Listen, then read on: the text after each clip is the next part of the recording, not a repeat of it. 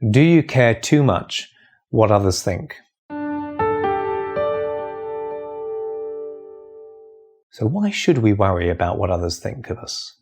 Do we have more confidence in their opinions than we do of our own?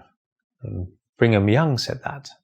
I've met people who don't care at all what others think, and these may be lovely, charismatic people in some ways, but they tend to do to social situations what, say, an unseasonable heat wave might do to the Winter Olympics. Still, in some ways, you can envy them, never seeming to care or even consider what others think of them. Oh, the freedom. But really, we want balance. To be emotionally intelligent, we need to have some awareness and consideration of what others may be thinking of us, whilst not caring so much that it prevents us being effective and original human beings. So one of my first ever clients, John, lamented that for 50 years he'd felt unable to do what he wanted to do. So he'd joined the family business because he feared his family would think ill of him if he didn't. And if he'd followed his passion for music, he thought they'd disapprove. He said he'd always been afraid of doing or saying or even thinking his own thing through fear of disapproval. By the time he came to me, he even had the feeling that people were judging him when he walked down the street. It's as if my clothes, the way I walk, everything is all wrong somehow. This is what he felt. John knew consciously that other people weren't solely focused on him. He knew that his views and wants and ideas were as valid as anyone else's, but that's not how he felt. He knew it, but he didn't feel it.